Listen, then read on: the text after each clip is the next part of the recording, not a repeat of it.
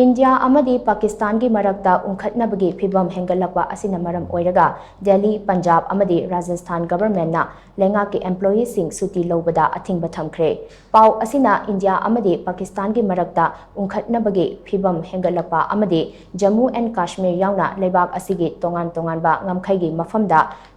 ngamkhai wangmadagi bom kapsillapagi thodok chatharapa asigi yengduna khongthang asi lokhatlakpani hairi marak asida Himachal Pradesh Government na state asida leiriba Dr. Singh amadi atai atopa medical staff sing matam sangna Suti Loubada Athingba Thamkhre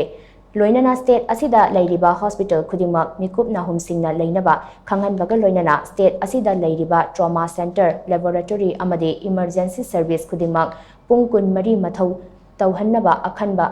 akanba instruction pikre amaromda Madhya Pradesh ki oina state asida leiriba police personnel khudingmak suti loba yaroi haina Madhya Pradesh Police Headquarters na lauthokre hiram asiga mari leinana Madhya Pradesh Police Headquarters na thadorokpa cherol amana hai khudong thiba thodok sing thoklakpagi matangda police na matam pumnamakta thodok sing adu lakshinnaba thaurang tawduna leigadabani state asida leiriba police personnel khudingmak shuti loba yaroi haina pau asina makhatari